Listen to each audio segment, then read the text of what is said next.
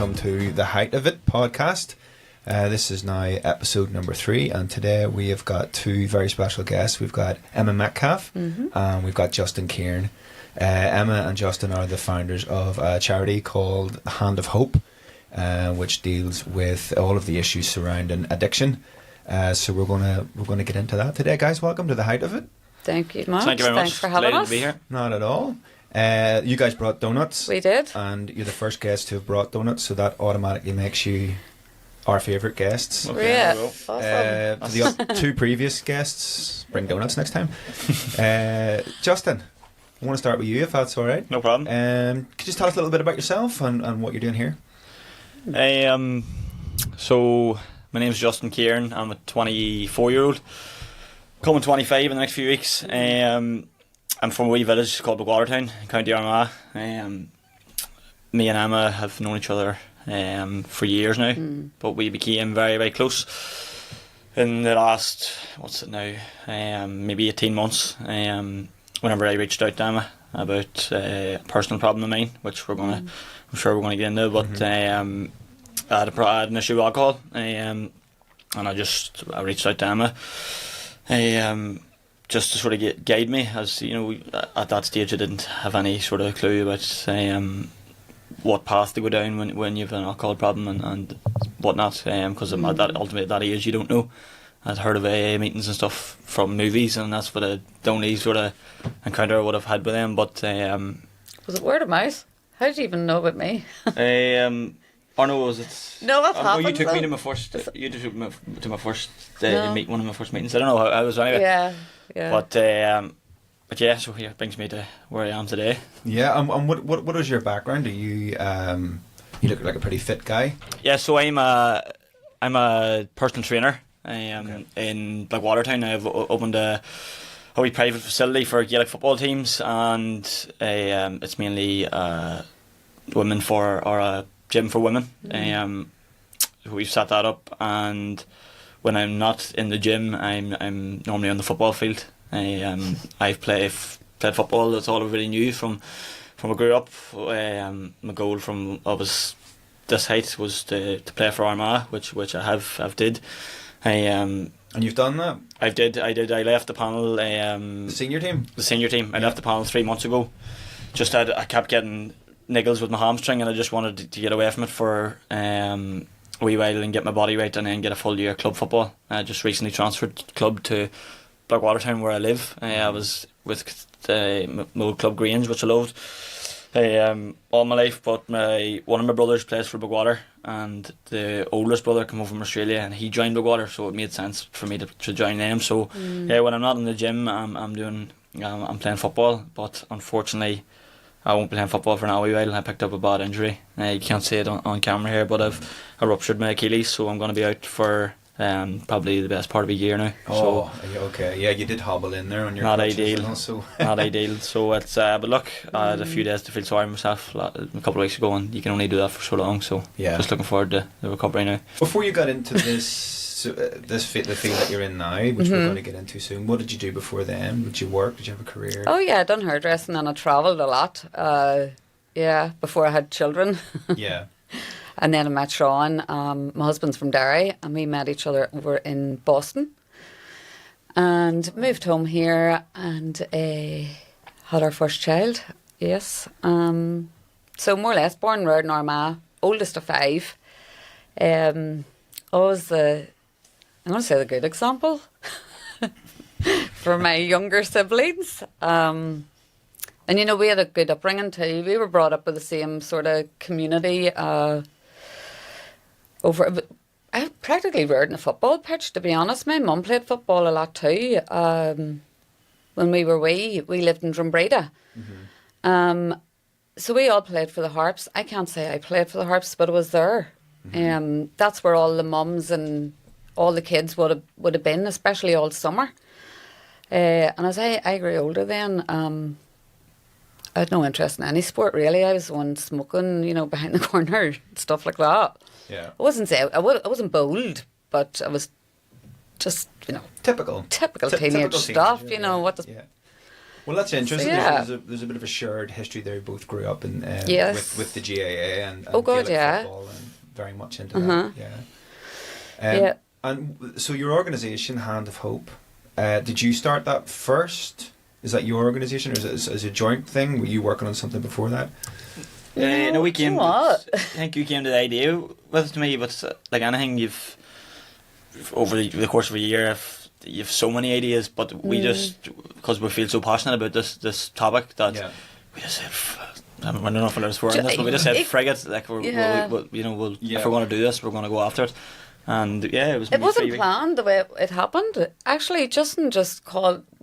I remember I said to you, should we do like a wee thing podcast, like a wee 5-minute clip for these young ones? We did like a wee video, and then it took off. It wasn't planned to take off, so it did. I mean, he came in and sat his phone top my worktop and was all, should we just do it now, Emma?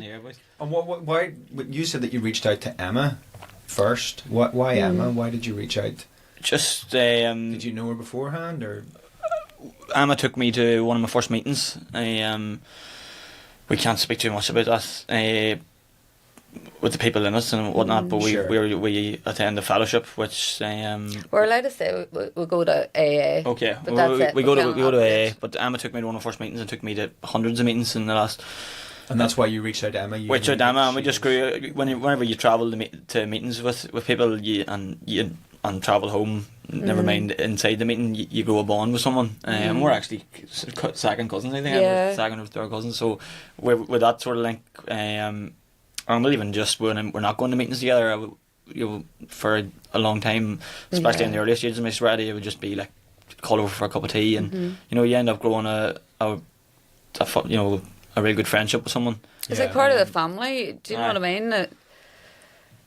Look, obviously I have a husband, and he wouldn't be able to relate to me the same way a recovering alcoholic can relate to me, because we think so differently. Yeah. And you two are both, you've got something in common now, which is an addiction. Yes. Yeah. So do you mind if we get into that? Yeah, of course. Yeah. Of course. What about you, Emma, first? What is the nature of your addiction? Alcohol. Okay. Mine was alcohol. Would you say you were an alcoholic, or you still are an alcoholic? Or? A recovering alcoholic. So you're always in that bracket, aren't you? There's never any... Oh yeah, once an alcoholic, always an alcoholic. Okay. Yeah. Yeah. But there's an alcoholic not in recovery or in recovery. I've been in recovery 10 years. Okay, that's an important distinction. Yeah. Emma, sorry to jump in, but does that mean, is there no such thing as recovered alcohol? Some people do say they're recovered, but I say I am definitely recovered from a hopeless state of mind and body, but I'm never recovered from the physiology. The allergies always there. So I'll never recover from that. But I've recovered from a hopeless state of mind. So, yeah. When did it first occur to you that you had a problem, and what led up to it? After I had my son, I came to see that I didn't have anyone to mind my son for me and Sean to go out and socialise or do all the things that we used to do together. And I seen myself very quickly. Ethan was probably about 1, and I started to maybe have a glass of wine on a Tuesday or a Wednesday, making the dinner. This is literally how simple this started. And then I was a stay-at-home mummy because childcare was absolutely... didn't pay me to go to work, so I was a stay-at-home mum. And then Sean was coming home from work, and I might have the table all set fancy and stuff, like ludicrous stuff on a random day. But I didn't realise this was all stuff for me to glamorise alcohol. That's what that was doing. So it occurred to me that it might be a problem before anyone else told me I had a problem. I knew deep within me that there was something, I'd need to watch it. It was getting a bit earlier in the day. And the other thing that kept saying, no, you're not alcoholic, was the fact that I could not tolerate drunk people from no age. I was always petrified of drunk people. I don't know why. Nothing ever happened to me. Or I suppose in our culture, when you see drunk people falling about, that's the norm. And that used to always scare me. So I hated drunk people. I hated the whole camaraderie of it. So I thought, me having a few drinks at home was fine. So you weren't a big pub goer? No. I was a prisoner in my own home. I drank from my house. That's a very interesting way to put it, a prisoner. Yeah. Do you mind if I ask what the quantities we're talking here are? So it would have started off, my granny, God rest her, she used to call me Emma Rosé, because I used to love rosé. I didn't like any taste of any alcohol, to be honest, but I just knew rosé was a type of wine. So, and then it used to be 3 bottles of wine for a tenner. Do you remember that? Yes. Thank you, Matt. Thanks. Yes. 3 bottles of wine for a tenner. And I thought, that is some deal. Red, white, and a rosé. Let's go for that. And then I used the old tricolour. Yeah, I'm telling you, red, white, and the rosé. I swear. And I didn't drive. Thank God I didn't drive at that time, because I would have had my son in the pram. And I have to protect my son here too also, because he is a teenager. And he would have no recollection of any of this. And he doesn't remember much of my drinking either, thank God. But he was in a pram, and I was walking up and down the road 2 or 3 times a day buying alcohol. And I used to start in a Tory House off licence there. Jackie Kelly would have known our family anyway and was close to the family.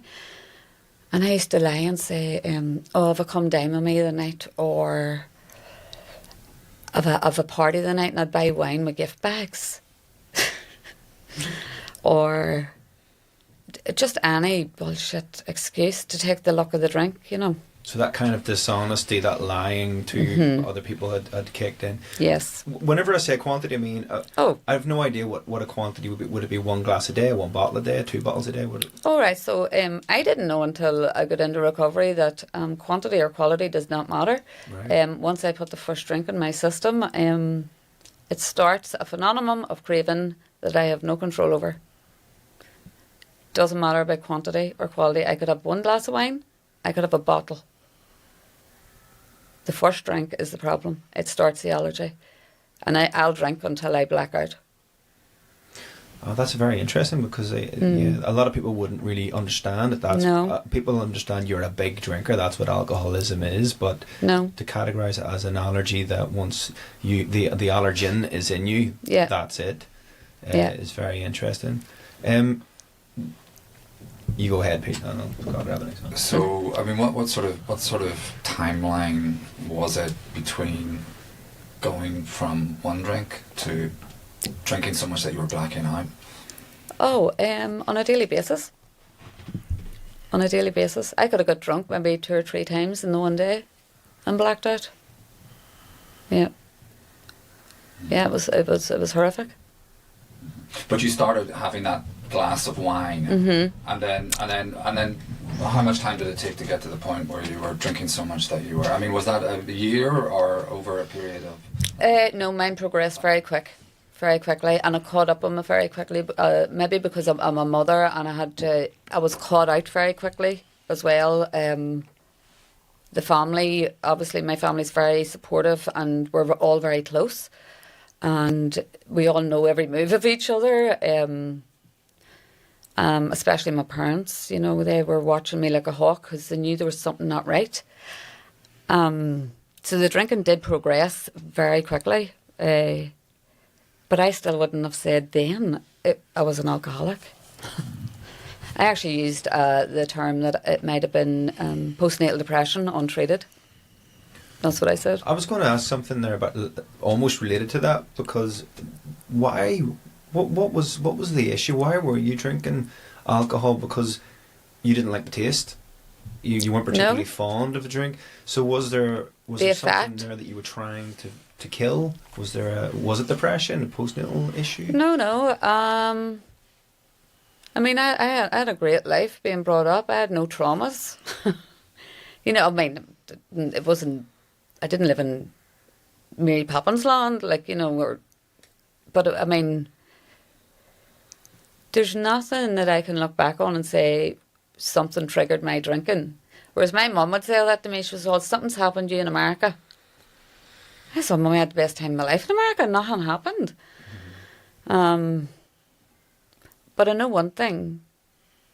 When I took the first drink, an alcoholic was definitely born. I know that. The effect of the first drink I ever had was unbelievable. Because the discussions in my mind just stopped. Right. What do you mean discussions? So an alcoholic sets the drink down, but we're still left. It's also centred in our mind. Okay, so you Right. can't stop thinking about it. Is that what you mean? No, I think differently on daily things, normal stuff. Like for me to go in and collect my children at the schoolyard, like it's exhausting. The arguments I'm having in my thoughts, going, right, well, they're all talking about me and they're all staring at me and they're all this. Anxiety, social anxiety. But yeah, it causes anxiety. The discussions cause the anxiety. But AA showed me how to treat the discussions. Okay. Right? I don't hear voices. Yes. There's a difference. Of course, I'm yeah. not completely insane. But look, I heard one man, and he's a long time in recovery, and he says, Emma, if a civilian out there has seen say, all right, we had a glass head, I'll tell you now, they'd run for their life. And I was all, really? And he was all, like, an alcoholic understands, or I can understand Justin's way of thinking. Right. I would text him, like, what's happening? And he would reply going, getting it tough. That's not drink related, that's whatever is happening and going on in his life right now. Drink has been removed. How do I live without it? And is that a daily struggle? From I open my eyes in the morning, do I go to bed at night? Yes. Okay. Not wanting to drink. But my state of mind is what I have to protect every single day from I get up in the morning till I go to bed at night. Not to go too deep within myself and my own thinking, because I'm going down a rabbit hole that is probably going to tell me a load of lies. And 99% of my thoughts are not true. That's what most alcoholics in recovery will tell you. Not true. And if you drink, back in the day, would that stop Yeah. all of that, and you would feel like you were Untouchable. much better to function? Yeah, untouchable. Okay. Untouchable. Okay. I could get up, I could have the house scrubbed, cleaned, do everything. Yeah. Very interesting. What brought it out then? Who was it, or what was it that did someone intervene? Oh God, yeah. On numerous occasions. On numerous occasions. I'll tell you the power of alcohol. I ended up having, me and my husband had another child. And the love a mother has for a child, you could just imagine, is unreal. Like, if someone hurt my child today, I'd do time, they're dead. Like, the love I have for my children, alcohol had more power over that. I didn't step over them for a drink. I might have walked around them though. Or ignored the crying or the begging, Mummy, stop, Mummy, don't. And that was the power alcohol had in my life. That's a very profound thing to say. It's a very brave thing to say. Painful. It's painful to say. Especially when I seen their wee faces, and I knew there was part of me saying, my mind was saying, Emma, don't do it. But the physical allergy was like, Emma, fuck it, get it. You need to get it now, because I'm going to go into withdrawal.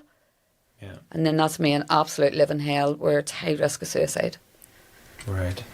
So drinking tames the coming off.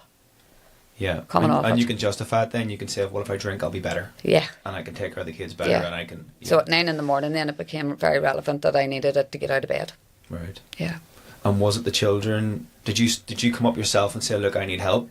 Or did someone... No, tough love, I suppose. I watched my family sitting in front of me in tears saying, Emma, you're drinking yourself to death. And I was took up to a psychiatric ward, and they said, Emma, you are absolutely mentally stable, but this drinking is going to kill you if you don't do something now. And I didn't know where to turn.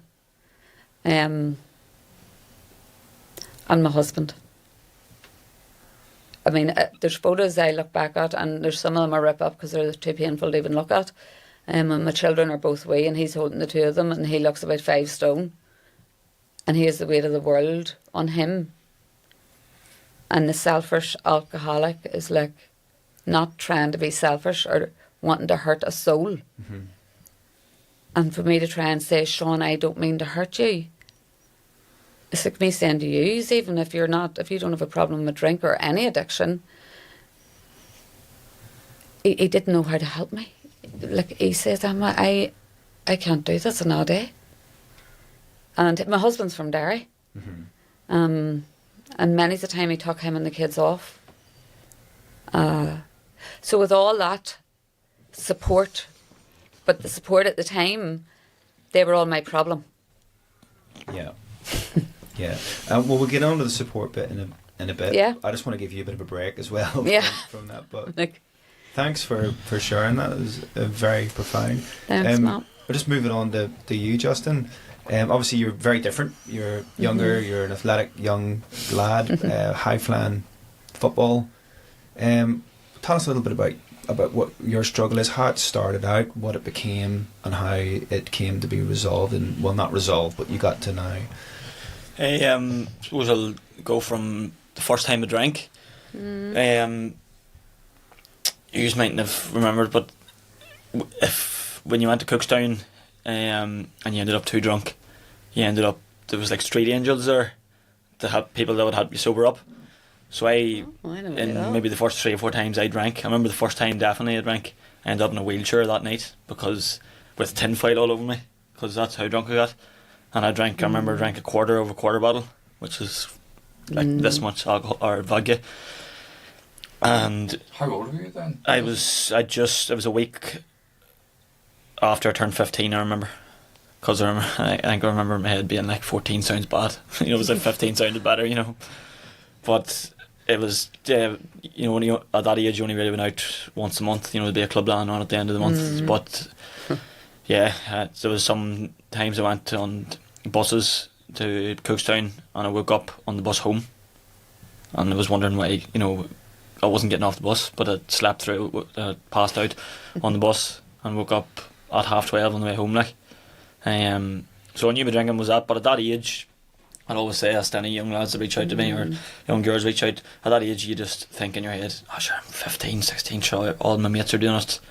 It's not a problem, like I'm just a bit, I always used to think I was a wee bit more not wise than my mates, which is fine, like it's not, I wasn't doing any harm at that age. There's a badge of honour in that a little, I think too.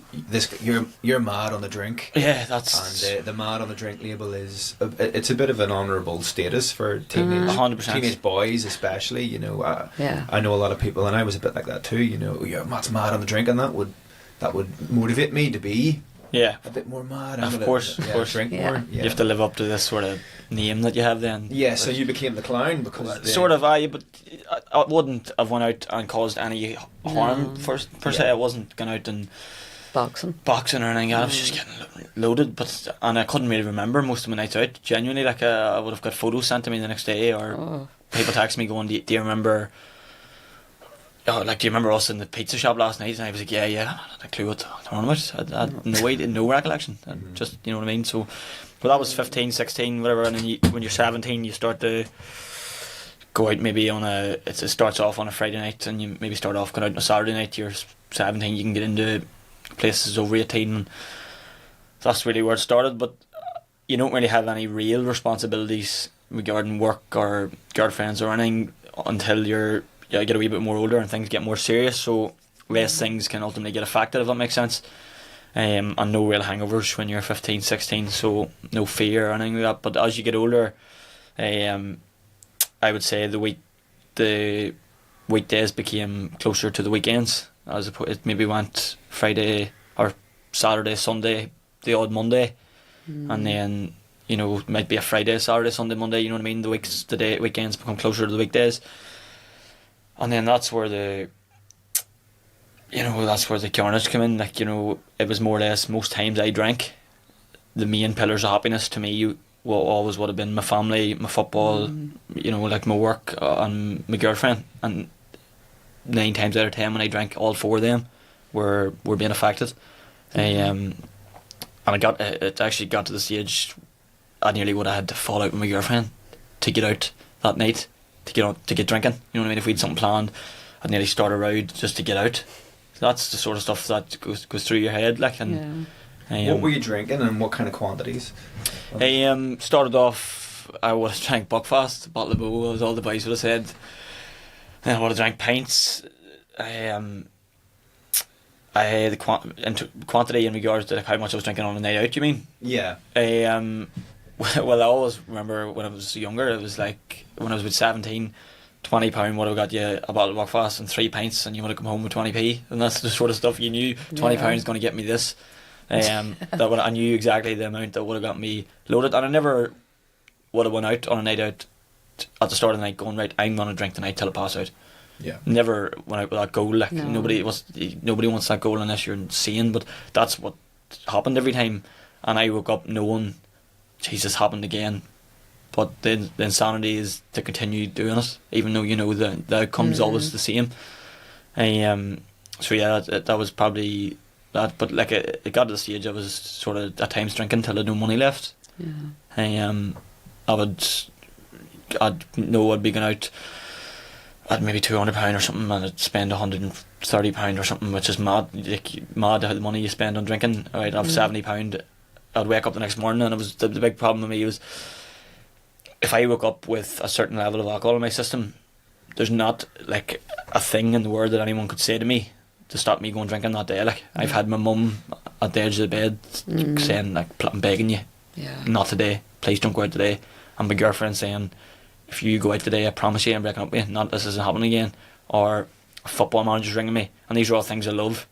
But in my head I'm like, I'm going regardless of what you say to me. Like, this is similar to what Emma was saying there. The most important things in your life somehow are not. Yeah, exactly. That was the most important thing. What would you say to your mum there? Or your girlfriend? Would you say, well, would you lie? Would you say, I have to go because it's my mate's birthday? Or no, I would literally I'd sneak out of the house, like, and that's I remember I rang a young lad from my club, because I sort of would have made I knew young lads of 17, 18 around the club.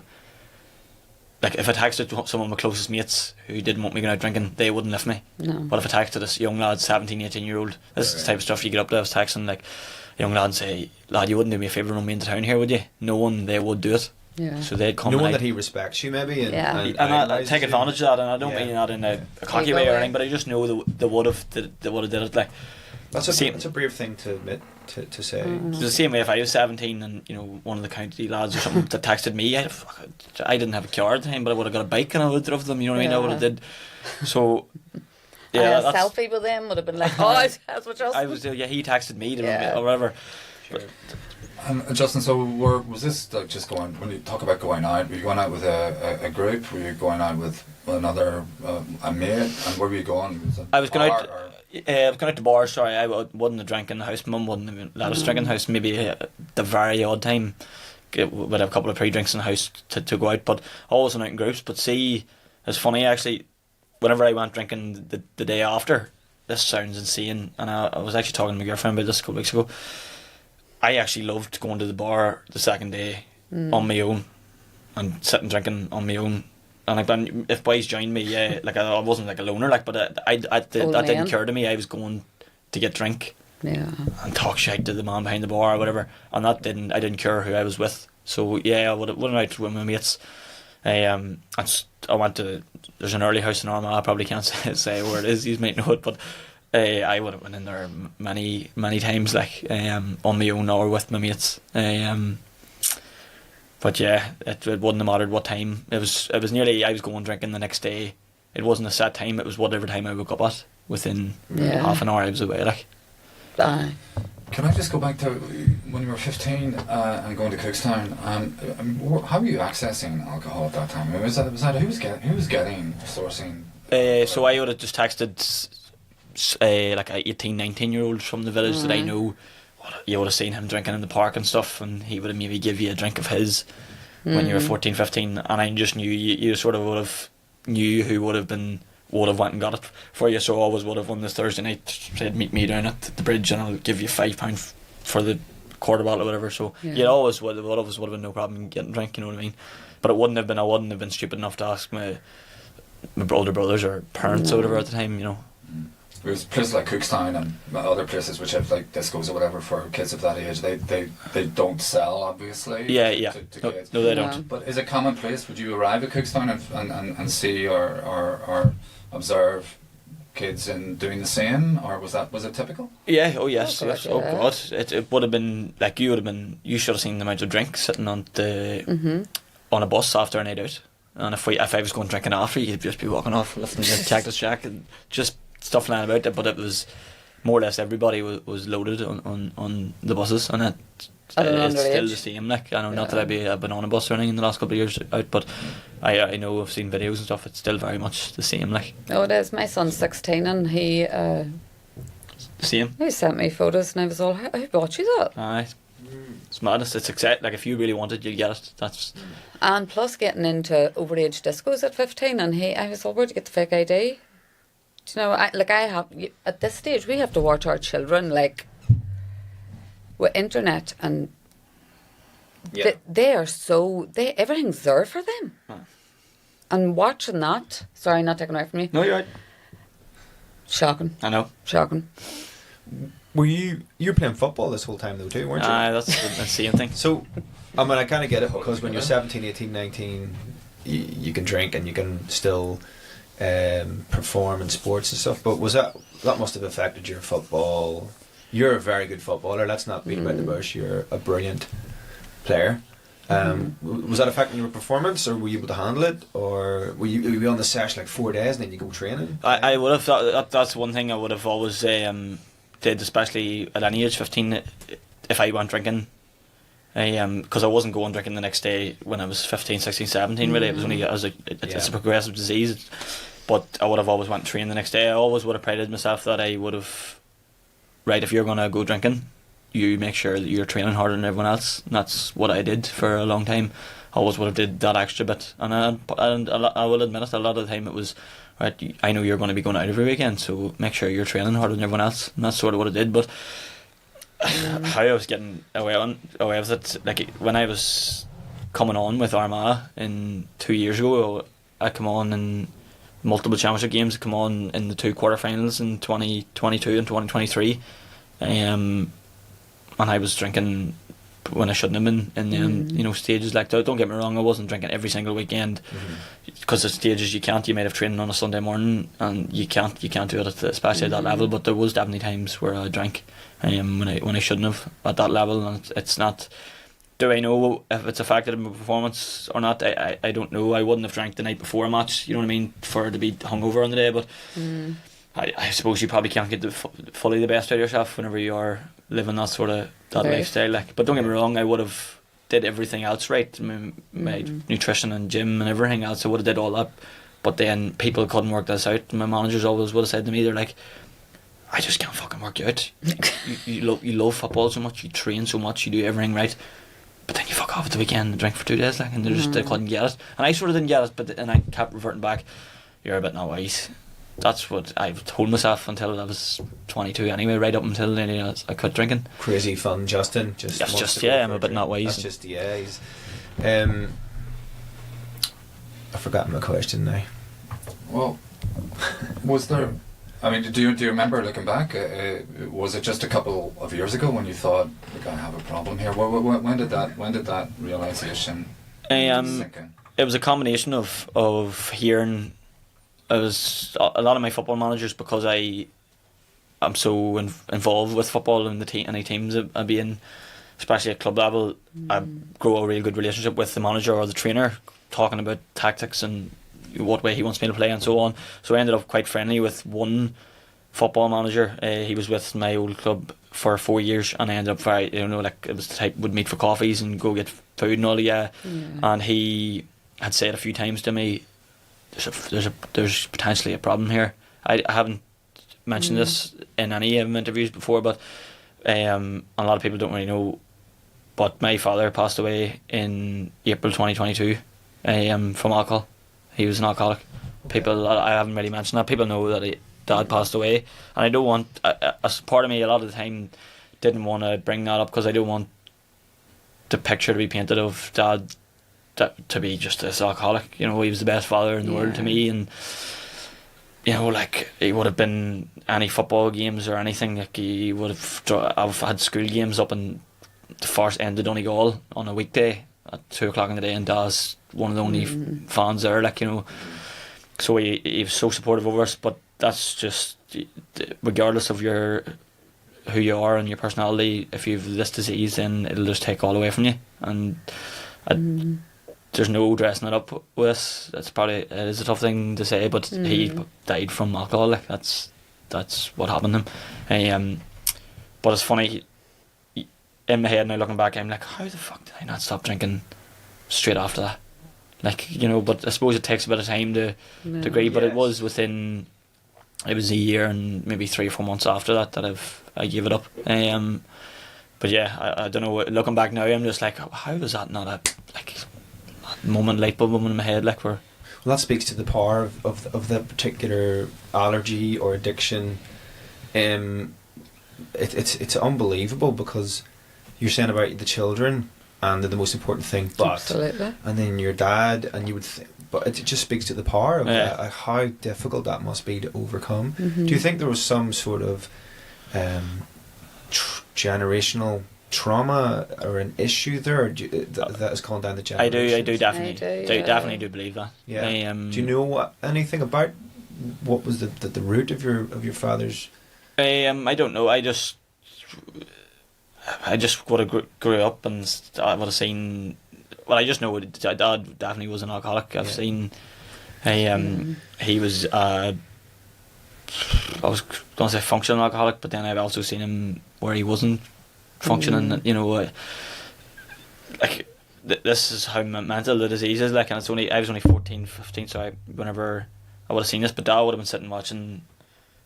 We'd have been watching TV, and I always remember me lying on the sofa and him sitting on the sofa here watching the TV in front of us, and he'd be talking away, and it would be all fine. Like, I mean, grand, he would definitely be sober at this stage, and he'd be like, I'm just going up to the toilet here, son, and come back down, and 5 minutes later I'd just seen his head going and falling, and you're just like, he's been upstairs, fired it in, straight back down. And like, I didn't get to the stage. I know I'm fully confident I would have got to the stage if I didn't stop drinking at that age, that eventually it would have progressed to that. But I'd just be thinking in my head, I'd be like, what's going through his head at that time where he's like, I'm sitting here sober, I need to get black out here.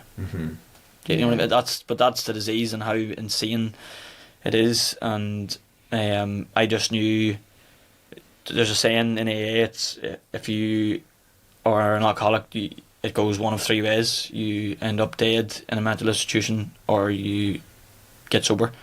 So I had a choice. That's what I had at 23. Was it 23? I was 23. I had a choice, and I didn't want to find out how far this brutally progressive disease, how far it progresses. So I made the choice, and I haven't looked back. I went to my first meeting the day, it was Halloween night, and I'd more or less lost my girlfriend at that. I went on the drink for 4 days at that stage. 4 days. 4 days before it. I went to a Gaelic game up in Healy Park in Omagh. This is mental, this here, like, but I went to Healy Park, and at half time of the game had 4 pints. That's right drinking, 15 minutes, like. Wow. Right. And I was with my mates and they had a couple of pints, but anyway, I drove to the match, but one of my mates was there, he had maybe 2 pints in the alibi, he had 1. So he, whenever we were, after the game, I went to get into the car to drive. Didn't think much of it, because in my head I'm like, 4 pints is nothing. I'm sort of trying to justify in my head, I haven't really drank, whatever. But anyway, my mate goes, why the fuck up? Get into the passenger seat. He drove home. I get into the car when we dropped him back home, and it was the Mai were playing that night, and one of my best mates played for the Mai, and they were all, that's the game I was up watching, they were all going back to the Mai, so I said I'll join them. Anyway, I went out that night, but my girlfriend said to me, well, I'd booked the Pars, what do you call it? It's the Pars Court Hotel, is it? Yeah.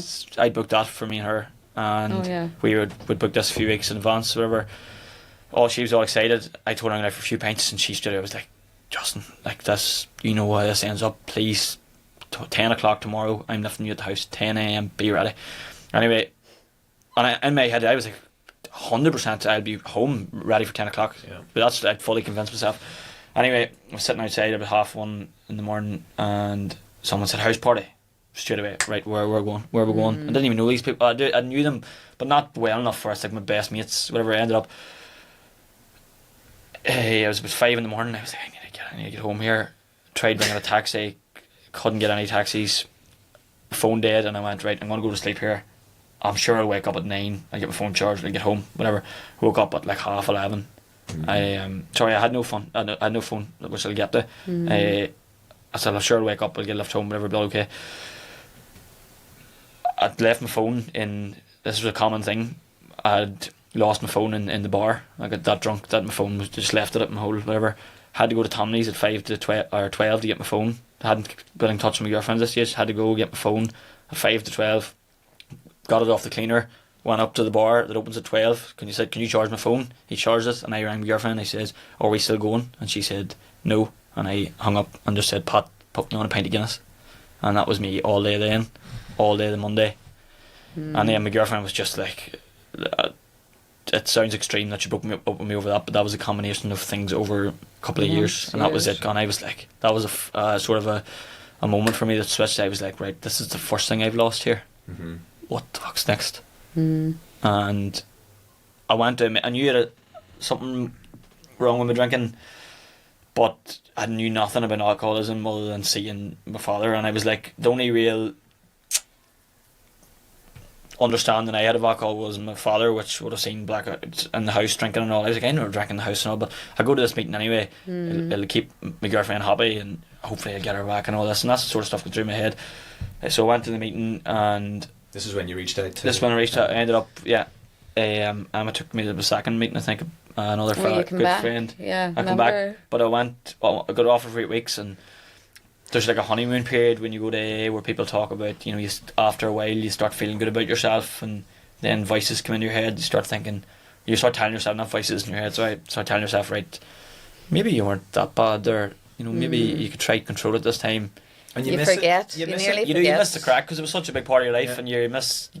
A lot of thing that goes missing in these conversations, because they're very serious in it, is that going on the session is brilliant. Oh, of course, it's amazing, and then it gets awful after a long time. But in the moment, it's... If it is a class, and I just see sitting around a table with your mates, and you know, if you 5 or 6 pints, if I could stop at 7 or 8 pints, if you could draw a line there, drinking's unreal. I'd love that, and it'd give me a great feeling. And you're not the only idiot walking around at 1 in the morning, lost. Exactly. You lost your phone. All your mates are home. They're all fine. That's you know what I mean. Only, you know, everyone that binge drinks has been there to an extent. But what you're saying about all that is giving me terrors of instances that I've been in that situation. Yeah, of course. I've been out for 3 days and on the lash, and nobody's speaking to me anymore. I've upset everyone, and you're always the clown. People love to hear about what happened to you. Oh, you didn't get home when you were... but there's a difference, isn't there, between that and being an alcoholic? There is.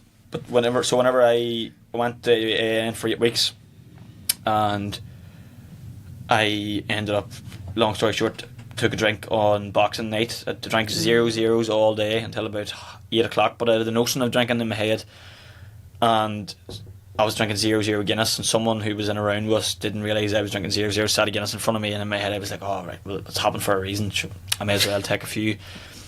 Ended up loaded that night, woke up the next day and went straight to the bar in Armagh. I'm not going to say its name, but I went straight to there, was home by 2, I passed out in the bar, woke up at 6, and I probably shouldn't say this, but I woke up and I'd pissed myself. And at about 7 o'clock at night, I woke up, I remember it being dark outside over Christmas, and I took my clothes off, straight into the shower, got myself dressed again, and I was back in town with a young lad from the club to run me in, back in the same bar 5 hours later, after passing out, and I ended up passing out that night again. And I knew that that was your... Yeah. That was... How did you feel after that, hangover wise? Because you mentioned earlier when you're 17 there's no fear, and that creeps in a lot, the beer fear, this idea of this crippling terror, anxiety feeling when you're hungover? It was horrendous. I'd actually You went to the bridge.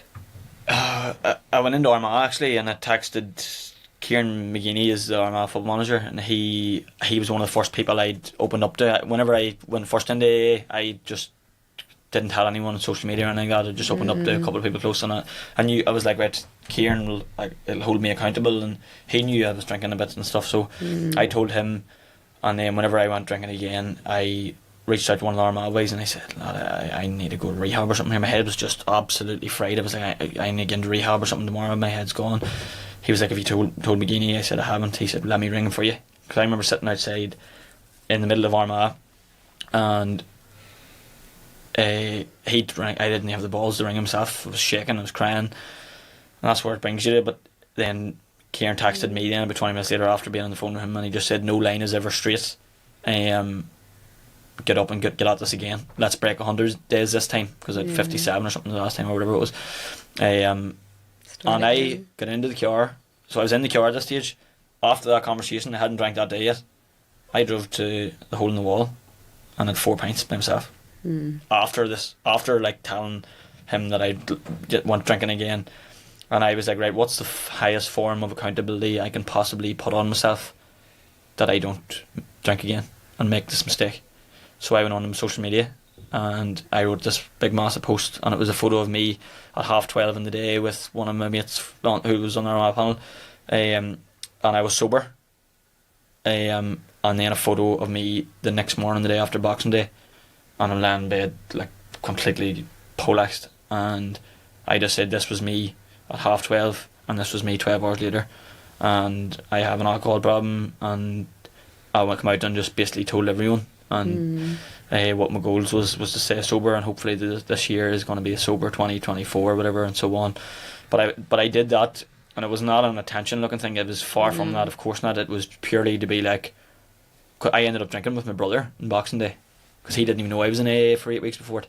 I hadn't even told my family. So I was like, what's the highest form of accountability? So I took to social media, and that's stood to me in that regard. Like, it's an incredibly brave thing to do. Was it, how spontaneous was that, or was that something that you had been thinking, look, this form of accountability is something that I'm going to consider doing?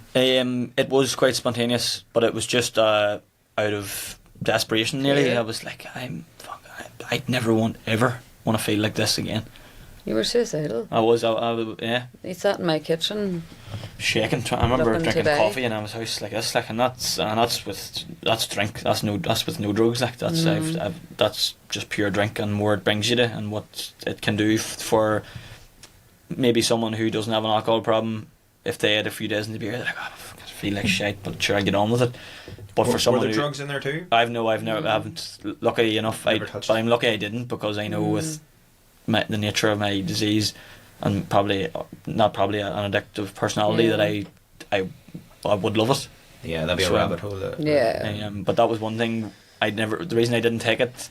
The big thing was because I knew how much drinking I was doing. It sounds stupid, but a lot of young ones would have said, just he loves the drink and all, he'll not make it in football. So I didn't want to give anyone else that added incentive to say he'll not make it in football because he loves drink and drugs. That was the sort of shit going through my head. Genuinely, so I never did. Lucky I never got into it, but thank God, because I know now how addicted I get easily. So lucky enough I never.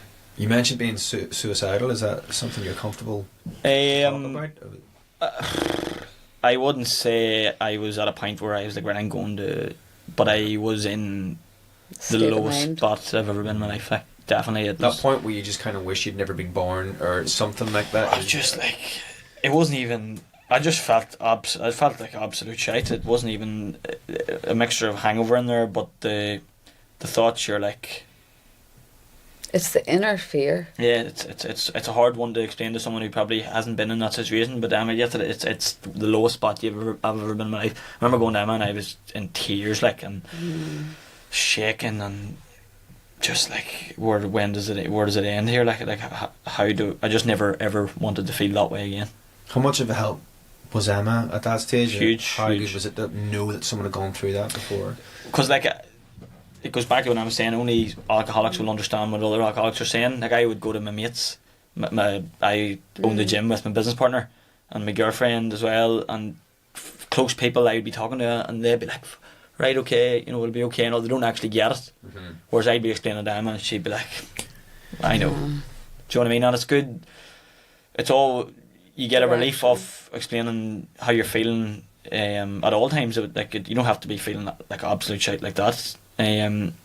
Sometimes just there's things in your head that you can speak to someone who you know truly gets it, and that sort of gives you some form of relief, as opposed to someone who's definitely comforting you but don't really get what you're talking about.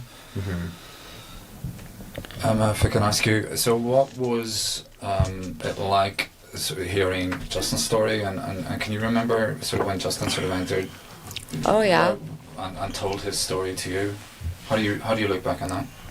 I look back at, I'll never forget Justin sitting at my kitchen table, and the pain and agony in his face, and I can't stop it for him, and he has to feel it, and all I can do is sit with him and reassure him, because by the way, there's nowhere for him to go.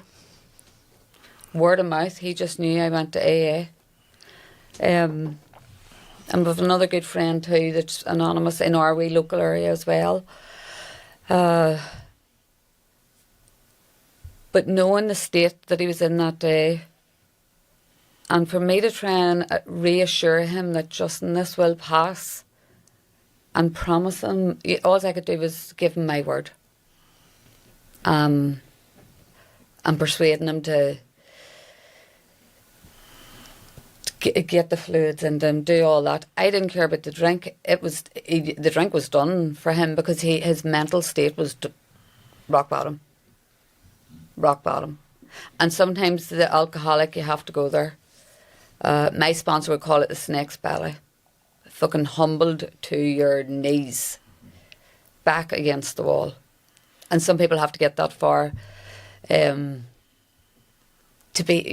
be humbled if you don't humble yourself anyway, through pain. You know what I mean? So Justin was humbled himself of his own mistakes, and, well, it wasn't a mistake, it's addiction. I know Justin never went out to get drunk. I know I never wanted to go out and I always went out to be the lady with the glass of wine, the nice outfit, the shoes, the bag, the makeup. And that just never materialised. I never come home with shoes or a bag or a phone. You know, and that's the difference in alcoholic, non-alcoholic. Was that your last time, once you hit rock bottom? You've never gone back? Was that my last drink? Yes. Yes, it was. And when was that?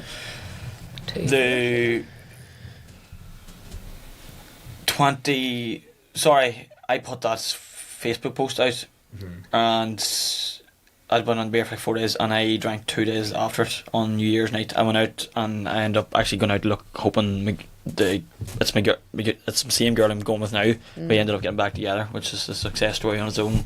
Okay. Stalking Katie. I was going to ask that. I was worried in case it was, you know. No, we got back. She stood by you. Oh yeah. We finished for 6-7 months after that. Right. And we ended up rekindling again, actually, in New York. I didn't follow her to New York. I ended up going to play football in New York, and she was travelling all around America and ended up in New York too. So, but I ended up drinking 2 days later. I went out on a night out hoping she'd be there. I was at the lowest state, very vulnerable. But I woke up that next day, and I was like, I didn't even want to tell anyone that I drank though. No one really knew. In fact, I only told my business partner, who I was with all night, that I was drunk that night about 6-7 weeks later. Right. I ended up, this is how I wanted to convince myself that I wasn't that drunk. I started pulling up beside people in the streets and saying, do you need a lift home and all? Just get in there, I'll drop you home. As if I was sober. I wasn't at all. So, but they were drunk too, so they didn't notice this. But I woke up the next day, and that was definitely a moment where I was like, you can never sit right now and be like, I'm never drinking again, because the big thing for me, and it sounds so cliche and you'll hear all this in AA, but it's purely taking one day at a time, and it's like, right, can I get through the 1st of January here with no drink, right? And you go to bed that night, and I'm sitting thinking, right, I didn't drink today, right? Okay, let's wake up tomorrow, let's do it again, let's just repeat that, and that's bring me to. Or I actually went on to it was about 2 weeks ago. I got a notification saying 500 days. I don't look at it every day. I used to at the start because it was encouraging, but when you hit like 400 days or 500 days and so on the app, I have an app, I Am Sober app. I got 500 days there maybe 2.5 weeks ago, so I just know it's in around that mark. So it's 520 days day at a time or whatever. Well done. Yeah. Well done. That's a brilliant achievement. Unbelievable. That's amazing. So out of this, like we're inching towards the light and the success. Hopefully, Matt. Sorry, you. Yeah, no, I'm really curious about the reaction to the Facebook post. So you put that up. How did your world react to that? Your friends, your family, people on the street, people who know you but don't really know you. So how did it go down? It was unbelievable, the response.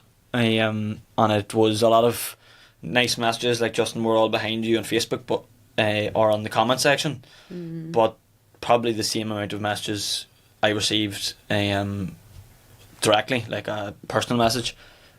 A lot of people opening up saying that you've given me the courage to come out now and do something about it myself, which to me was like, this is amazing that I've actually inspired people who are very similar to me. We're no different, to come out, and maybe some of them are now sober, some of them are still drinking, but it inspired a lot of people, and they shared a lot of stories between stuff that they see in their own households, and it was different, which was very encouraging for me, that I'm like, right, I'm not the only one here. And there was the tough side of it too, though. You got some hate mail as well, which was it was horrible. In some football games, I've had a couple of ones. I got. There's a direct correlation between injuries and stress levels and all this stuff, and I couldn't sleep for about 3 or 4 months after it. I was sleeping. My alarm goes off 4 mornings during the week at 5:15 to open the gym for 5:45.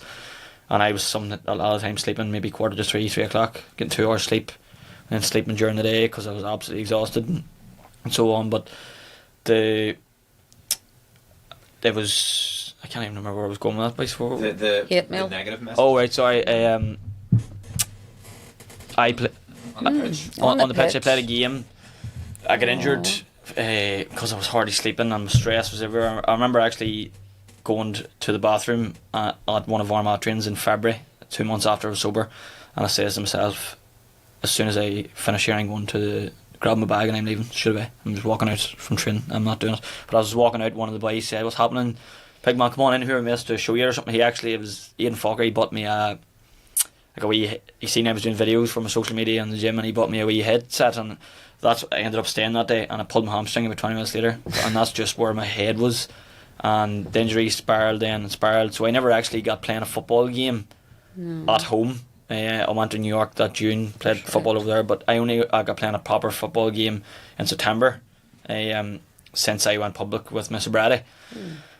And I'm not going to name the team, but I probably should name the team. Yeah, anyone. The way I felt, but Go for two it. of the lads on the team, for them, would give me absolute dog's abuse, saying, "Come on, we get you a case of beer after the game, you big alcoholic, you, and what pint do you want after the game?" Shit like that. And in my head, all summer in New York, I was like, when I get home, someone might say something to me, you make sure and laugh it off. But whenever it happened at the time, I just seen red, and I was like, Yeah, but you do bastard. that. I was just like, You didn't take it well. You were really I did. hurt. I was. I'm at You home was that so night. hurt. I cried my eyes out, You did and I cried. I was really, really down from that. And I get people to put off certain players, whatever, from their game. You have to say certain things, whatever. But I'm just like, in my head, I was sitting that night and I was like, I'm trying to do a good thing here and help other people, and you get fucking abused first. That was a moment for me. But then a couple of Armagh lads and a few other people gave me advice and said, look, I've had bad things said to me too. They wouldn't be saying things to you if you weren't any good. You know what I mean? That sort of stuff. And I haven't got any since. But it was that was bad at that stage. Shit The as lads always. are very supportive though. The Armagh There is- squad, there's some of them's very good, aren't They they? are, And no, reach they're very out. good. A lot of them are. They're With your injury and there's a lot of Over good. the There's last good year. people like good people. There's a lot of good people behind you in Yeah. times, I guess. Like Did you have any more on that? I was just going to move on and ask Before we move Emma into- about because you said there was nowhere to go, Yeah. and why not? I mean, in a civilized society, it should be straightforward to get help out. Is that if we move on to it? Oh, absolutely. Yeah. Why is it not straightforward for someone in this situation to quickly access help? there isn't any there. There's nowhere to access. There's A&E in Craigavon, and I went down to it last week and I sat and videoed it. And everyone that was in it, a good 70% that was in it, all drunk. Ambulances sitting outside, patients in them, drunk. Police cars, people sitting in them, drunk. So the pressure on the NHS and A&E, it's not their fault. It's actually not. But there's nowhere else for them to go, and they're going there in the hope that, they'll do something to kill the pain in our head. And they're not actually, they can't be treated until everything is already out of their system anyway. But some people coming off a rip of drink, I know for me, I went into seizures and stuff coming off because of the effect it had on me. Coming off alcohol was extremely horrific. I mean, you're shaking from the inside out, soaking in sweat. And when you're coming to the end of the last drink and you've all this ahead of you. So you go to A&E hoping that there's a tablet that you could just sleep through it, or just anything to stop me from lifting a drink. There's nothing. No.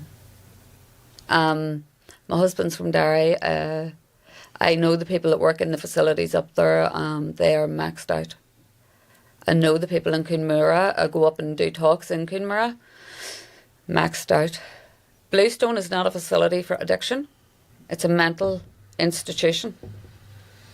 There's a wee girl, we're doing walk and talk tomorrow in Lurgan. And there's a wee girl that's been texting me all week from Bluestone. And she's in there for addiction. And she tried to take her own life. And she texted me the day to say, Emma, I'm out. And I'm going to meet you tomorrow and I can't wait. And I was like, that's amazing. And all we're doing is walking and talking in a park. Because we've nowhere else to take them. Nowhere. Where is the nearest addiction treatment? Oh, see, you would have to go through your own GP. And then there's an addiction clinic down at St. Luke's. It's a clinic. Right. So I'll tell you what the problem is there from experience. As a mother, I went to my own GP concerned about my drinking. And immediately she set me aside and she says, where's your children and who's with your children? And I says, they're dead. Are they safe? Yes. So social services come straight in, and still I was set to the side. Obviously the children are a priority, yes. But I knew my children were safe anyway, and Sean was there. But for some women, that just puts them off. And men, I know people that has lost, like went in looking help sober, saying, I don't want to lift a drink again, I have a good job. And they'll take their digger licence or, them big heavy machinery, take it off them. Because they've admitted to having a problem? Yeah. Well, that just seems like... So why in the name... People won't go there. And sure, then if you take that off and there's no working and there's no other option but to drink, you know what I mean? So they're guaranteed to lift the bottle again? They're 100... They're set up to fail every time. What would you like to see then? Say ideal world, all the money that you... in an infinite amount, what's the ideal? What would you like to see and where? I would love to see... It looks like a nursing home, but it's not a nursing home, right? It's a safe place where now children, and it's not just children, it's men and women that are afraid to speak out too. That they can walk in and say, look, here's my problem, can you help me? Or what direction do I go in to get the right help? People don't even know how to find an AA meeting. They don't know how to find an AA meeting for narcotics. They don't know anything of where to go, bar your own GP. And then they go there, and then they're in... Their lives is literally over them, because then they go down a whole rabbit hole of stuff. So ideally we need a safe place, like... Nearly need a hospital, swear to God. So you can go in, objective, anonymous, staff 100% trained in that one direction to say, Well, here's your choices, here's your resources. Yeah. Yeah. So And we can take you in. it would be... so the way AA works, right, I can tell you this, I think I'm allowed to say it. It's self-supporting. There's no doctors in it. One alcoholic can help another alcoholic. I've been to doctors, psychiatrists, holy wells, fucking novenas, you name it. None of them helped. I have been, what do you call them all things? Health farms and sanitariums, and done it all. Done it all. And the last place I wanted to go was the first place that I got help. And it was free. And where was that? Alcoholics Anonymous. That was so that's the one thing that's... That's it. Okay. One alcoholic can help another alcoholic. One drug addict can help another drug addict. Yeah. Most facilities in New York, I've been to them, no medical people in it at all. None. I suppose you're looking somewhere where, lucky enough, I knew someone from the local village that I Yeah, it's knew word of that mouth. had stopped drinking and was successful that way. Yeah. Whereas, if I didn't, 2 years ago, I would love to have something like this Hand of Hope Centre set up where I'm like, right, someone could say to me, right, well, I don't know where to send you, but I know somewhere that will know. Yeah. And then there's the Do you parents. know, does that make sense? Yeah, because what you're saying is the help that you receive is purely dependent on chance. Yes. And Word of fluke. mouth. So Yes. if you hadn't have met that person, Exactly. you wouldn't be sat here. No. Potentially And still that's- drinking and maybe yeah. not here at all. So you just get lucky, and that's a You lot. hit That's lucky. a terrible... You don't want to play The with luck when something statistics like aren't this. good at all. They're just not. And as Coonmore is a great place too, by the way, and all them facilities are, but all that does is remove you from the problem. It just removes you from the drink or the drug or the gambling, whatever it is. But you still have to go back into society. So rehabilitation, I know in Coonmore, they only start to go to like AA or NA meetings maybe the last week before they're getting out, the 12th week. Whereas whenever I was approached to AA, I was going 7 nights a week. Yeah, meetings, constant meetings. And then everything's settled, you know. But they're coming out and the relapse, 99.9% relapse. It's really that high. So They don't know where to go to. I think I seen a stat. I can't. It mightn't be the exact figure, but I remember whenever I went back drinking, after the 2 months, I looked it up on Google to try and make myself feel better. I was like, what is the relapse rate for someone who goes into a... Yeah. I know it was just into AA, Yeah. it was like within 2 weeks or something, 81% or something normally go back drink, or 81%. It was like 19% just stay sober completely from the first time they go into AA. So it does take a wee bit of time. But I was going to say, in your point, if I wanted to go to Concilio's or one of them rehab spots tomorrow, and I went in, they would say come back in 6 months, which is like Too late.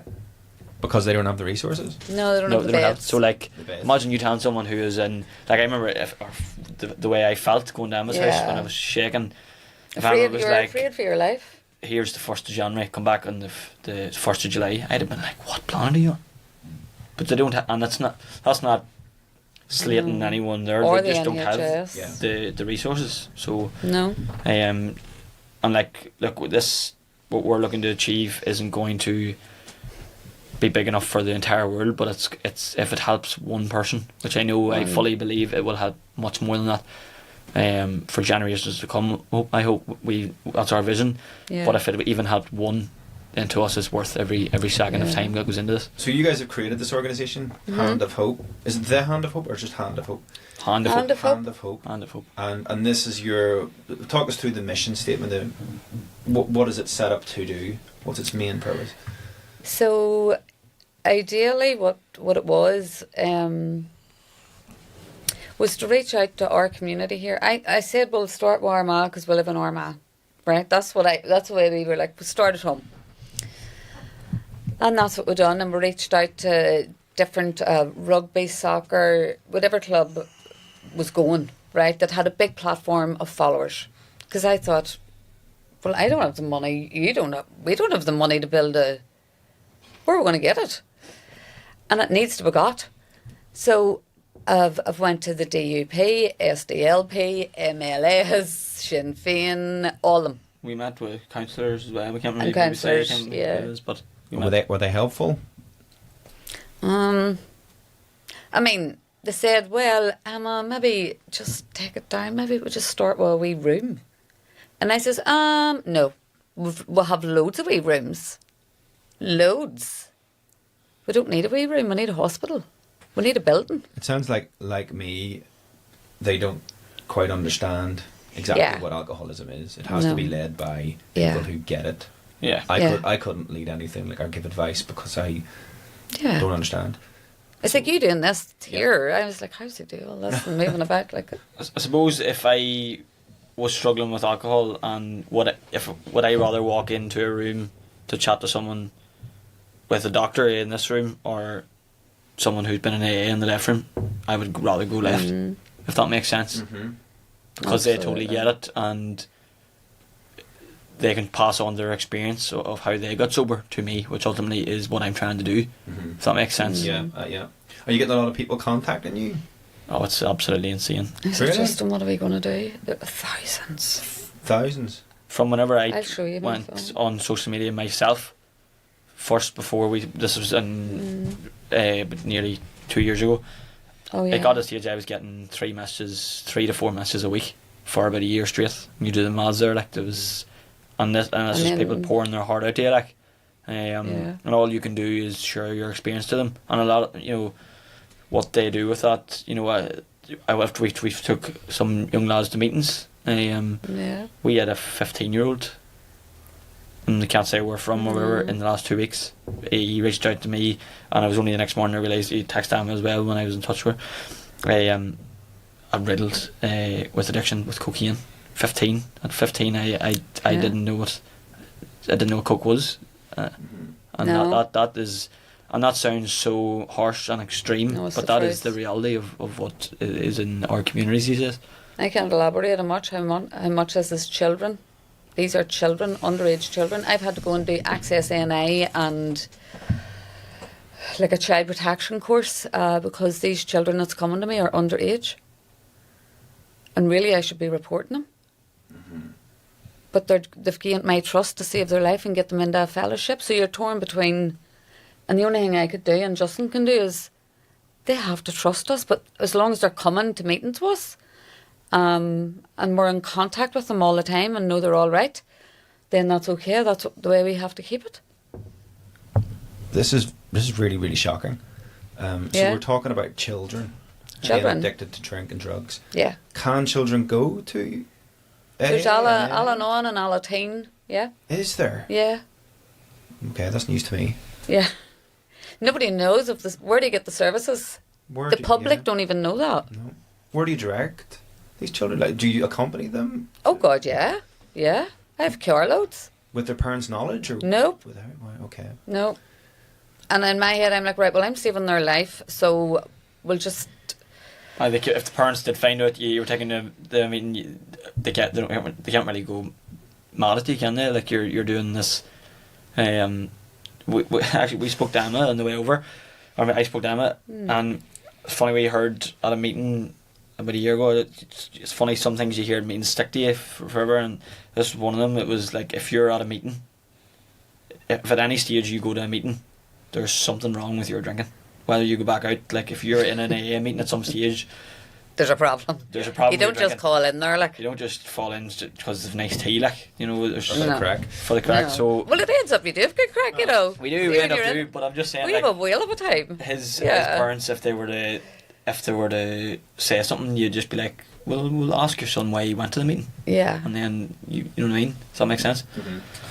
I mean, like, to go back to when you approached the counsellors and the MLAs, the demand is so huge. Massive. You're obviously able to demonstrate that, and they said, well, you know, think about a room. So, what was the explanation for that very meagre response? Was it just resources, no money? No, actually, that wasn't the answer. She said, it was two, and it was with Sinn Féin. It was in Armagh here, and I went in, and they could accommodate till a certain level, but they want to start and it's going to take time. And I'm like, there's children dying right now. We don't have time. There's no time. Like the day before, there was a child hung themselves down in Lurgan. I said, are you telling me I What have age to of wait? child? 16. 16. So there are literally children dying. Oh, yeah. Oh yeah. Oh, yeah. We're for St. Paul's. They very kindly, and I have to actually broadcast that, St. Paul's Gaelic Football Club is in the heart of Lurgan, right? And they seen our posts and stuff, and that's what took me to that housing estate and met with them lovely ladies. And the stories that they were telling me was unreal. One morning they opened their blinds and there was a wee boy hanging from the goalpost. The goalpost. Yeah. And his name's there and his face, and his mother talked about his wee life and his football, and I thought, oh my God, has nobody came to you? No. No. Everyone's turning away from that face, aren't they? But we have to look at it. Have to look at it. I'm not going to stop. No. Justin's not going to stop. I think people hear them things and be like, oh fuck, that's devastating. And then No, that's then real they move life. they move on without actually doing anything about what is devastating, if that makes sense. Yeah. Which is where we're looking to really. Yeah. I thought, I mean, I was naive before this podcast, I think. I thought you introduce your child to the GAA at an early stage, or to a football club that's not a GAA or a rugby Or club. something soccer, like yeah. that. They're shielded from all this. There's no drink and drugs in these organisations. People don't behave like that. That's what That's not what true. pulls people out of it. Is that? That's not true. I think maybe parents like to believe that, or maybe they do believe it. But in reality, now we know that's... I don't think that the organisations or the clubs are the ones actually Oh, saying, God, no. saying the drink. Of Of course. course No, not. no, But no. I think the camaraderie and the friendships and all that you build, Yeah. Yeah. their one outlet from when they're not in the football field is, right, we'll meet up and we'll go for a few beers. Yeah. I yeah. suppose what I'm saying is the view that sport mitigates the need for drinking drugs, it doesn't. No, yeah, of course not. No. I didn't think you could drink a lot and be a sports person, but obviously you You can. d- you can. Yeah. And you can hide it. And Yeah. it permeates every aspect of life at the minute. And you're expected to bull on, Yes. but you're going to break. Because it's just a drink. We're just on Just the a drink drink. like everyone else. Mm-hmm. So there's that attitude, isn't there, as well? Yeah, sleep it off. So St. Paul's have very nicely welcomed us down. To give a talk? Or? To give a talk from their all the kids from 15 up. And I said, are you sure 15's all right, and with consent of parents and all the rest? And they said, yeah. And I think there's going to be about 600 part of that club. That's branching out to mums, dads, whoever wants to come. That's a part of that club, sorry. So we're starting there, and I thought, you know what, fair play to use. It'll only take maybe one club. And we've And got our own club our then own local club's very on top supportive of too. that. Yeah. And then you just hope then it spirals, and which I'm confident it will, because it's not like this club is completely, Riddled, no. This club's riddled, and then this club that doesn't need it. I think everyone needs it to some extent. Or I think the at least awareness. The awareness, they of don't know course, where for to the parents turn. and the actual child, or there mightn't be a child, it might be A parent. a 30-year-old who's on the senior team or whatever that wants to go for themselves. Yeah. It doesn't have to be. There's no real target, especially with this disease. You're not really targeting a certain audience. It's nearly everyone. If that makes sense. It's a very hard thing to admit. Yeah. Because automatically you feel judged and less than. And me and Justin did not come from deprived areas, or were never reared less than. We're quite fortunate that way. So it's not just deprived areas. It's not. So it's hard to turn around and say, right, well, I have a problem, but even the word alcoholic today makes me squirm. It's demoralising because of the public's perception of what an alcoholic is. Stigma. Yeah. Like, I met a young girl and she says, "You don't look like an alcoholic." I says, most of us actually don't, believe it or not. I mean, they're mixing up things like homelessness, mental illness, Yeah. and all Yeah, that yeah. with addiction. People don't understand that you can be a top lawyer, a doctor. A lot of doctors suffer from addiction. And My main, my person that's very anonymous, because he was a QC, right? He was one of the top QCs, and he has directed me in the background. He's all, "Good woman, Emma, keep doing it, and keep going." And he is part of the fellowship, and so he has kept me right in that sense, right? And I says, "Jesus Christ, could you not just be anonymous for one day? Because they need someone like you that has like a high status of..." And he said, "But why are you degrading yourself? You do just as equally." And I thought, "But you're a lawyer and a QC." And he was, "What doesn't matter." it would be helpful to have those voices, I Like, think. But I mean, you're going to lose your doctor career if you. Oh you God, know, yeah. No, you can't. You have to protect it. Yeah, You have to. that's- But we have all those people. This isn't me and Justin just being two dicks trying to ask for a rehab. And that's the way people are putting it across. This is sincerely very serious. This is a serious problem. It's not a joke. There's children dying every day. Every day. And something has to be done. Are you aware of the fact that you probably have saved lives now? You gave that talk. You don't know what 15, 16-year-old went to his mum and said, "After that talk, can I talk to you? I'm suffering." Yeah. And he hasn't gone and done something. I've went with terrible. one kid with his. I gained his trust, and I said, would it be easier if I came with you to your mum and dad? And over time, that was all right. And I done it. Is there actually... I was going to say, I did bring my phone in. I was Yeah. going to say if I could even get up a couple of messages that I've maybe Unreal. received. I've just had, here's one. "Thank you for your videos, mate.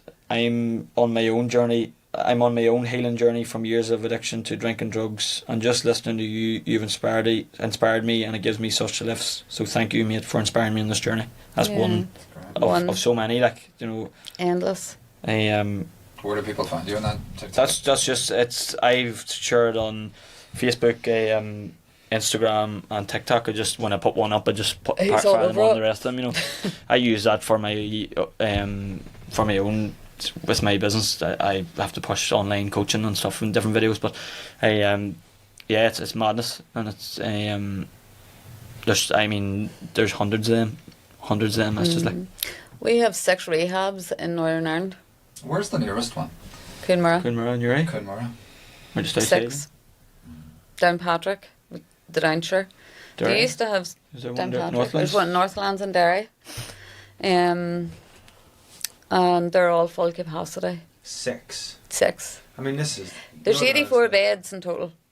84. You could have. That housing estate in Lurgan I was in would have needed their own. Yeah. 84 beds for Northern Ireland. Why? I mean, the stats are there. Oh, yeah. Northern Ireland's got one of the highest mental health. Our health minister did write in the paper there, believe it or not, and our story was under it, that he was trying to put 10 million into addiction services. And I was told, how do I contact this man? I know. Our health minister, Mike Nesbitt. Yeah. Like you sort of wonder how many more deaths is there until there's going to be something done. On what price tag can you put on that? 10 million? That doesn't sound.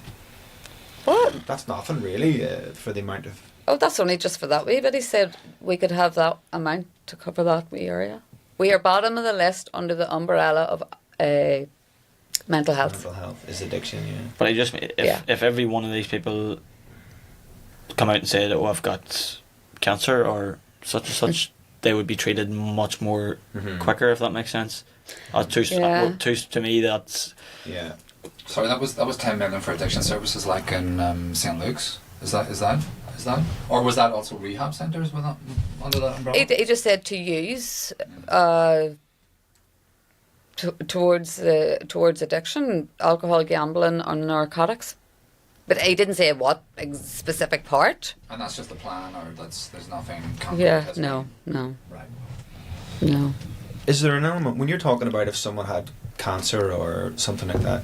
Is there an element in a lot of people's minds that but that's a disease that happens to you, whereas alcoholism and drug addiction are kind of your own fault, like a in choice. way? Like a choice. Like It's a you have a choice. choice. Yeah. It is a selfish disease. You like, go out yeah. and you drink, and I suppose, but I suppose a disease doesn't have any motivation. It's not selfish. It's Yeah. But I think the misunderstanding is when you choose to go out and drink. Definitely didn't choose to be alcoholic. Just don't drink. No, you become powerless. You're powerless. Yes. Over this disease. It's sort of, And that's not takes understood, control. is it? No. but I can understand why people who don't understand it. Like when I was younger, I would have been like, why doesn't Dad just not fucking drink? Yeah. Yeah. Do you know what I mean? Yeah. So I understand why there is Right. that sort of narrative, but it certainly it's definitely not that. Do you think that's why the underfunding's there? Because I it's don't know. I mean, I think the pride in people in Armagh is desperate. The what? The pride. The pride. What do you mean by that? I'm going to say, As in they do too much pride to come out and say speak Aye. about it. Aye. the problem's not here. Push it all back, even though every community in Armagh is asking me for help to go out voluntary and talk about addiction because their son and their daughter or their husband's off their head and drinking drugs. In a way, we all know, as constantly told to us, it's okay not to be okay. If you're a man and you're in the throes of addiction or alcoholism, or you've just got bad mental health, men will say that to each other. It's okay, just talk about it. But when it's yourself, Different. you don't know. I'm not going to talk about it. No. Because I'm not Judgmental. Yeah, but you're weak. You can't take care of your own family. Everyone else is fine. Why do you? Yeah. It doesn't matter how much you say this. Just speak up. It's fine. There's something in the. I can only speak to the male side of it, but the male mental health problem is so difficult to navigate. Unreal. Because we just won't. And the men, the statistics for young 15 right up to 32, 33 is shocking for young lads. What's driving it? Do you know? Do you think? I don't know if it's all addiction. I can only talk about addiction, and I'm a woman, so What's driving the? Well, look at Justin. yeah. What's driving it? Do you mean? I think that there's some. Why is everyone struggling? Why is there so much mental health problems? Well, why there's an addiction? Addiction it feels like it can be driven by underlying issues. I think that it's became the norm. You're nearly expected to go out every weekend, and it's you can't really put everything down to addiction, but I would say it's became the norm, and it's so accessible, especially with drugs as well. You know, it's so easy to get a hold of, and yeah, I would say it's a combination of things, but especially for younger people, it starts off being the norm. You obviously can't describe that for people who are drinking in the house and so on, but definitely for people like everyone was going out at 15 and 16 and 17 to these nightclubs. So why would I not go out? And then that's where it sort of spirals. That's where it starts off at. But then, it's all right when you're out with your friends, but soon you have to go home and lay in bed on your own at night. yeah, exactly. That's a different ballgame. The camaraderie is fine to keep up with, but when you go home and close your door, you don't know what's going on in anyone's head. I have a good friend who hung himself there the other day. Worked in Emerson's. Local. Gone. Aye, Dead. I recognise them from a good few of the meetings. An He's a absolute photographer gentle also. soul, a photographer, a musician. He had Lovely fella, yeah. We were talking about There's him an earlier Armagh today. GAA. Actually. Did you see that? Yeah. Yeah. I was shocked. I think I've put. Young. Oh yeah. A Yeah. gentle soul. Aye. Nowhere to go. I feel like that's every other week now. There's a. I've put up 6 kids plus Stephen in just from yesterday on my Hands of Hope. Yeah. 6. That alerted me a little to your organisation because that spoke to me. It said Six. there's another funeral of a young man Yeah. Would you Right, one it's of? real. It's easy speaking these things, but it's actually real when Yeah. you're seeing death notices put up. Like, Mhm. if that's not real, I don't know what is. And the ages Younger and younger. hits hard. Well, and I like that your organisation does that. You know that you You have to talk- tell the you bring truth, them Matt. out and you say, here's another young man's Mhm. funeral. For what? For lack of Resources, resources. information. Just information can save someone's life. Mm-hmm. I had to show them how to look up Alcoholics Anonymous. If you type in Alcoholics Anonymous, it comes up AA NHS. People automatically just swipe past that. And that is not the website for AA in Ireland. It's AA Ireland. Right. Is there a religious element to AA? No. No religion or politics. Right. It's just to be kept out at all costs for Okay. the safety of the fellowship. And we tried to do that the best we can because we're not, like being part of the fellowship, we're friends with everybody. So religion doesn't matter. You know, it doesn't. No. Like, people get confused in one of the first couple of meetings they go to. Mhm. They might. But then that limits me reaching out to politicians. Because if I go to one and they're going to offer a bit of help, then is the rest of them not going to follow? So Yeah. that's still a thing in Ireland too, in the north. So you're raising your own money. Is that Uh-huh, right? People yeah. can donate to your, Yeah, to Yeah. your charity. What have you raised so far? Is it Not enough. 3,000 something. our village. Sorry, I have to say this before I forget.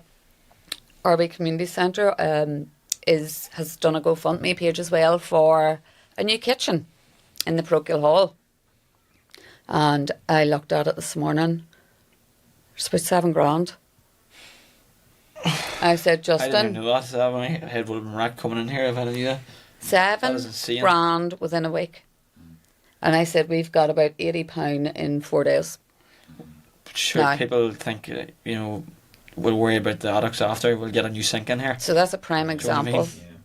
It's just there's a disconnect because it's affecting so many people in so many environments, families and whatever. So I mean, it's a crisis for so many people. So why the low amount? Why are I have people no idea. saying it's just the addicts when it's actually us? It's everyone. Well, it's like, society. I It said is in my society. post, I was confused because, like, I'm sure you two lads know someone, whether that's a parent, a sister, Relation. a brother, an auntie, A an uncle, friend. someone. You sure both of you know someone. Everyone does. Yeah. I'm just like, I don't get it. How, like, we had 30,000 views or something in one of our videos, and Yeah. I'm just like, I We know said for a £1. fact. I said, well, if everyone donated a pound, £1. 30 grand, and that's, I'm just like, I know everyone knows someone. Yeah. So I'm just, I just question. I don't know. Do you know what? can't Even if you didn't know someone, I know, of course. you would donate £1. You'd be like, God, that would be a good thing to do for Armagh. So what is the issue? Do you think it goes back to the mentality and people's sort of stigma and the pride or is it Pride. awareness that people just don't know about the campaign enough? And if they Dunno. did, Potentially awareness. It is early stages. I mean, but it does.